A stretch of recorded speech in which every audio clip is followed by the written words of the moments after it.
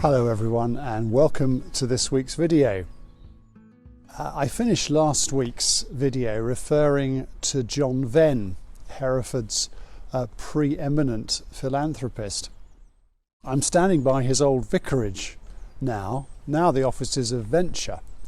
His ministry began from here, addressing pressing need, but he quickly realised that action was needed on the systemic issues producing this need in the first place.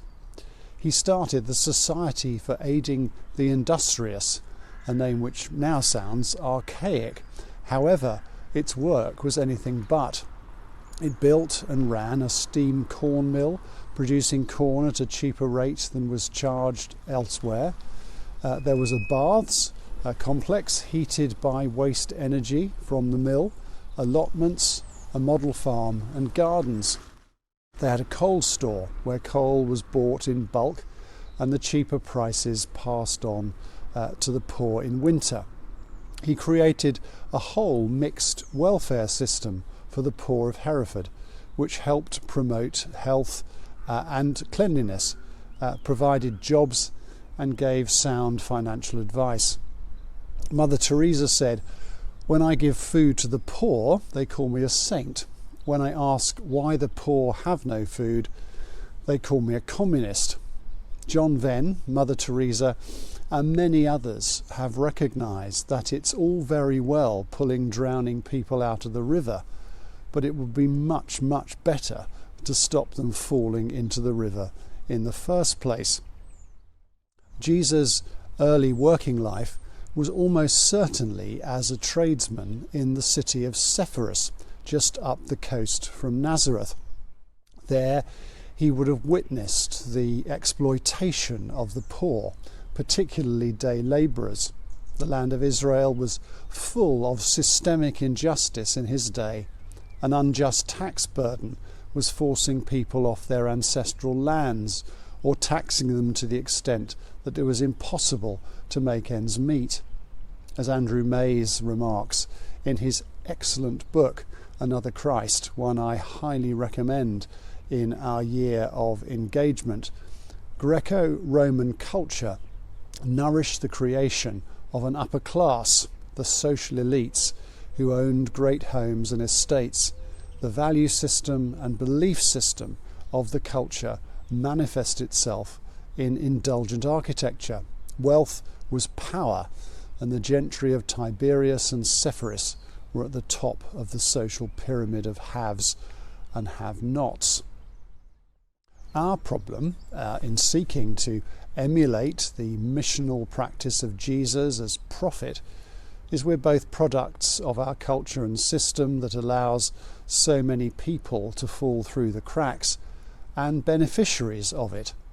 Our political system, both left and right, fails to ask the big questions and accepts a liberal capitalist dogma as the only way to run an economy. It's very hard to think and act outside the box.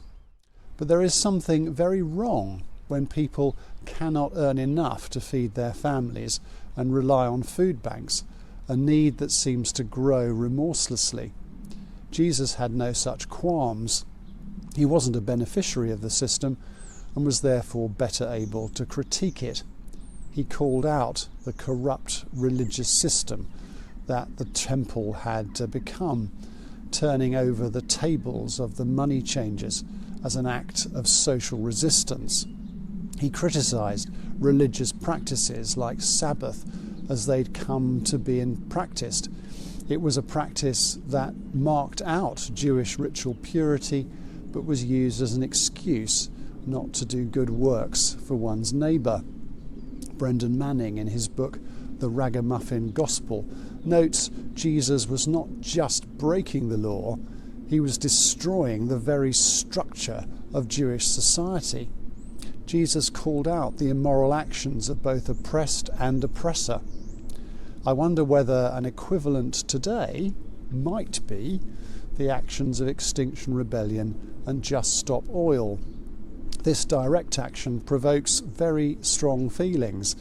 We miss the level of anger in the response to Jesus. They are monstrously inconvenient when you want to get somewhere, and irritating, of course. But the crisis in climate is so serious that it is perhaps requiring such drastic action to force us to think about it. I'm going to talk about the imperative to treasure the planet next week. We need to be discerning in these things, but citizenship of the kingdom of heaven challenges us to address the issues that prevent this kingdom coming on earth as it is in heaven. They're not purely spiritual, they're practical as well.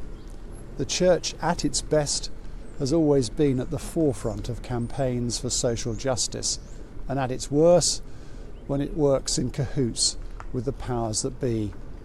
In the last few hundred years, the Church of England has probably been both at various times in equal measure. In our year of engagement, what injustice is the Lord calling us to address in a practical way?